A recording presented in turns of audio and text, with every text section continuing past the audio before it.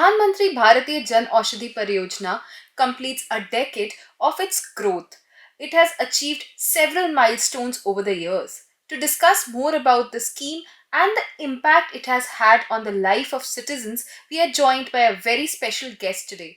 We have with us Secretary Department of Pharmaceuticals, Mr. Amit Agarwal. Mr. Agarwal, welcome to Akashvani News. Thank you, Diksha ji. Before we dive into the subject, I would first want you to congratulate on the several milestones that you have been achieving over the years with this noble initiative.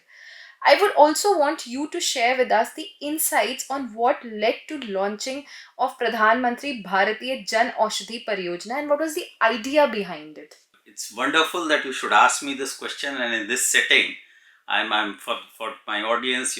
I'm sitting in the All India Radio Delhi's Bapu studio, where Mahatma Gandhi ji had himself come to do a recording, and I'm reminded of our father of the nation's talisman that whenever in doubt, always think of what will benefit most the least advantaged person in society, and do accordingly. And this scheme is truly inspired by that vision, and that is what our honorable Prime Minister has taken forward.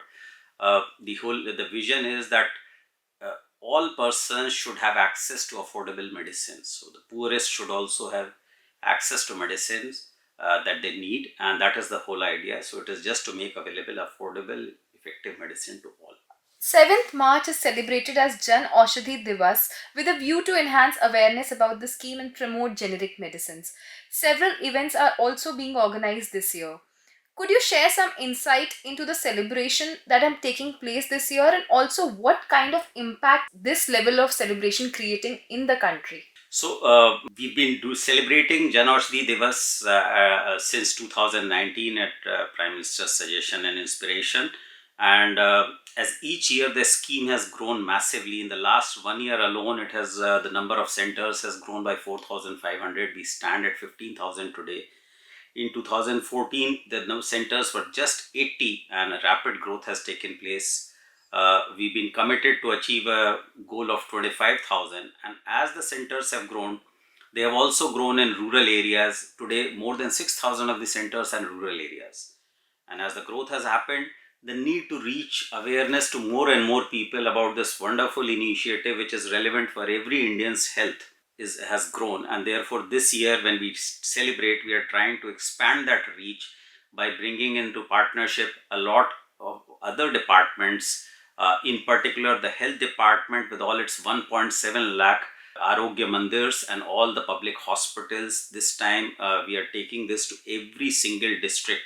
Today the scheme covers 776 districts have Jan Aushadhi Kendras, all the way from Ladakh to Lakshadweep, and we are having events everywhere on Jan Aushadhi Diwas, and in the run up in heritage walks, camps for the senior citizens in partnerships with resident welfare associations.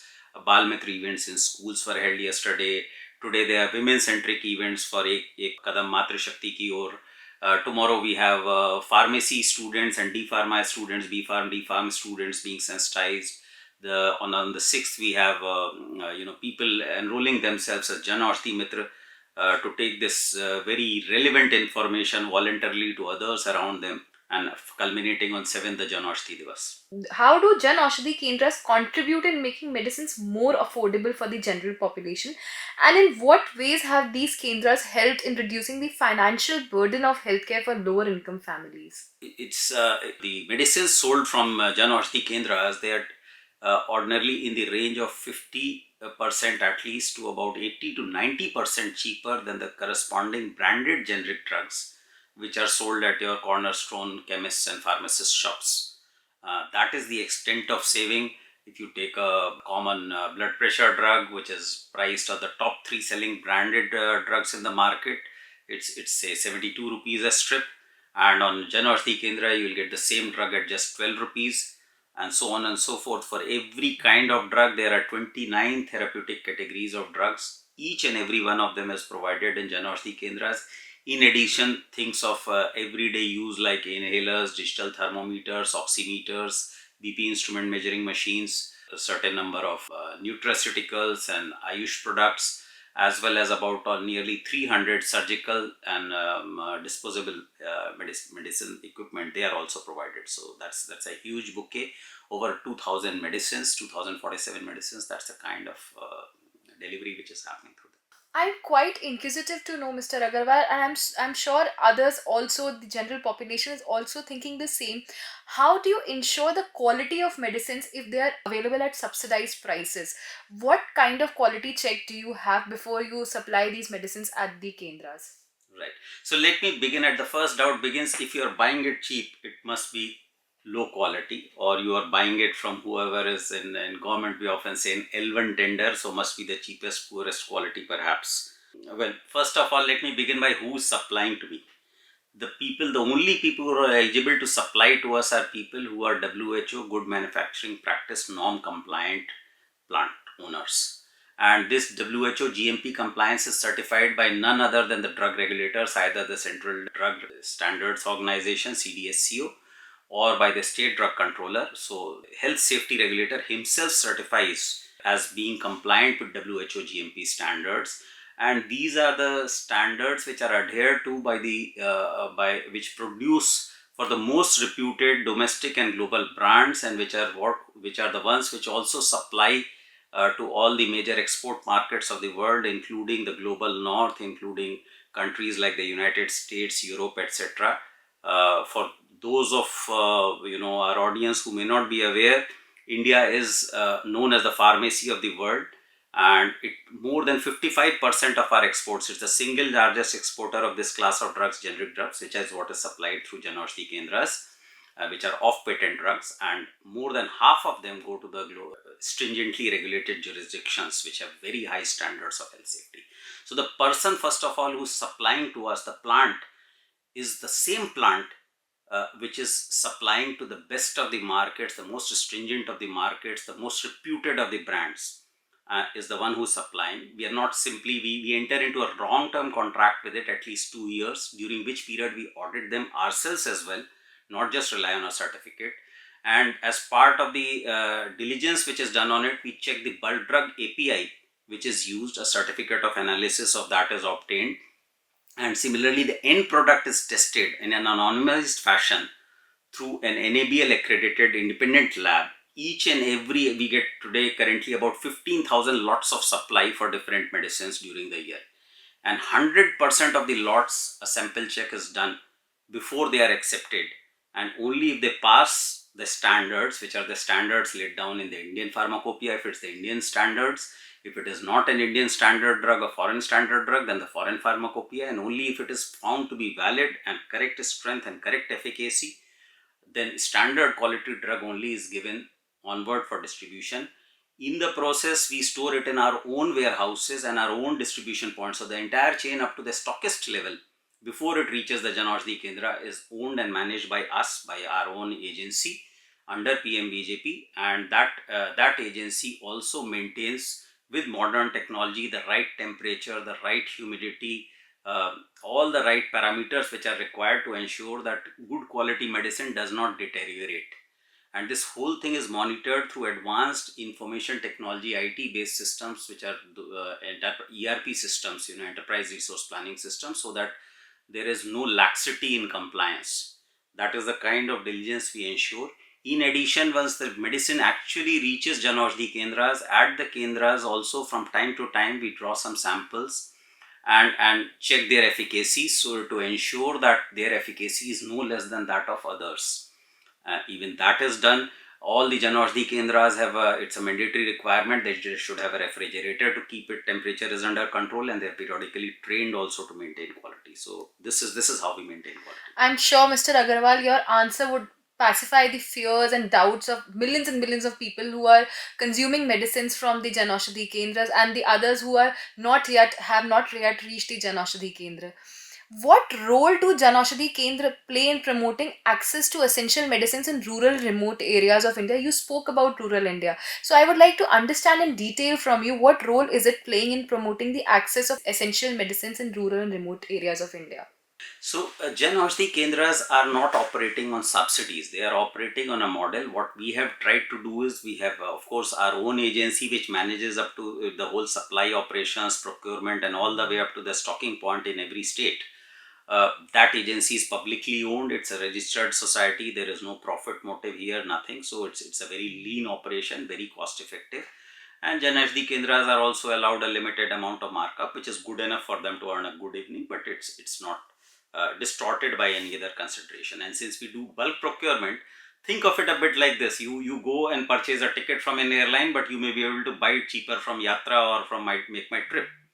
That happens when you do advance procurement. You get a cheaper deal from the airline, right? So if you give a long term stable commitment to a supplier, the same plant which is producing the highest quality drugs, and you say, I'm going to purchase, I'm going to contract you for 2 years, and in that you will be operate under my supervision and my quality control, then they will offer you a different deal and a different price than if you simply go and buy a strip in the retail market.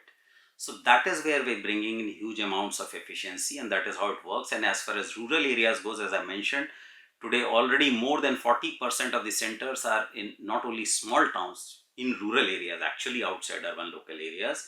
And that is the kind of reach which is happening. And as we are continuing to grow from the existing 15,000, by March 27, as we go to 25,000, we have got our eyes straight focused on greater reach, and we have given special incentives to remoter areas like the northeast, the island territories, the hilly areas, the 112 backward aspirational districts which Niti Aayog has identified, and the northeastern states. So each of these areas we are giving an additional 2 lakh one time incentive to help set up a shop. So this is what will enable the reach. We have also requested all state governments earlier and again recently that to kindly give a space in Jan Arogya Mandirs and hospitals so that shops can be set up there. So as we get more and more space and more willing volunteers who are wanting to set up shop, this is going from strength to strength. It is a mission which will expand to every nook and corner of the country. Mr. Agarwal, I would also like to understand from you, several Jan Aushadhi Kendras have been opened in the areas which have a very high footfall, like railway stations. How has it increased in promoting the sale of these medicines when you open a shop at such an area which is very busy and highly densely populated? So, how has it helped in increasing and promoting the sale of such medicines? No, it certainly helps if it's there. Recently, we opened one at AIMS Delhi also. So there's a high number of footfalls there. And as I said, public hospitals, we've requested states, they are also high footfall areas. So wherever possible, the high footfall locations increase reach, and they also increase awareness, because then people get to see that it's very visibly there. They find it easy to pick up their medicine. They don't have to go to some other journey or somewhere. Railway station is something they visit often, and they can pick up the medicine when they are right there. Just to give you an idea of the impact, over the last decade, the extent of benefit which is accrued in out of pocket expenditure to Indian citizens is estimated under the scheme is over 30,000 crore rupees. That's the degree of benefit which is accrued. A recent study which was done independently, an independent foundation commissioned it with an independent marketing agency. They shared the results with us, showed that in a sample study, the typical beneficiary saved about 500 a month, and in cases of chronic diseases, as much as 1,000 a month is the kind of expenditure they shared. And again, the impact, there is NSSO surveys out of pocket expenditure between 14-15 and 2022. The reduction in out of pocket expenditure has been from as much as 63% earlier on medicine to 39%. So this is the kind of dent it has made. I would also like to understand from you, how has the establishment of Jan Aushadhi Kendra impacted the Indian healthcare system, and how is it furthering the goal of government of universal healthcare in the country? So this is squarely with the universal healthcare goal, which is health for all. This is affordable medicines for all. And medicines have been identified as the single biggest source of catastrophic expenditure and lapse of people into poverty historically. And as I mentioned, out of pocket expenditure has been drastically cut down, which is independently measured in the national surveys. So that is the direct impact which is happening there. Very briefly, Mr. Agarwal, I would like to also understand from you as 8th of March is celebrated as the Women's Day and 7th of March is the Jan Aushadhi Divas. How have you created an ecosystem for women empowerment through these Jan Aushadhi Kendras? Two things: since 2019, we are providing through Jan Aushadhi Kendras at just 1 rupee, and this is a subsidized product, Suvidha pads, which are biodegradable also, and the comparable products in the market are 6 to 10 rupees. We have sold crores of them, and this is promoting menstrual hygiene. And the other is that, again, like I mentioned, we are giving 2 lakh rupees special assistance. That assistance is also being given to women and to Divyang and SCSTs. And as a result, today 40% of Janaushadhi Kendra owners are women. So it is very inclusive of women, and they are in a leadership ownership position here. Due to paucity of time, we will have to conclude this discussion here. But it was a very enlightening discussion, not just for me, but for all the listeners as well. Thank you so much for being a part of this discussion tonight and enlightening us with all the facts related to Jan Aushadhi. Thank you so much for being on Akashvani. Thank you.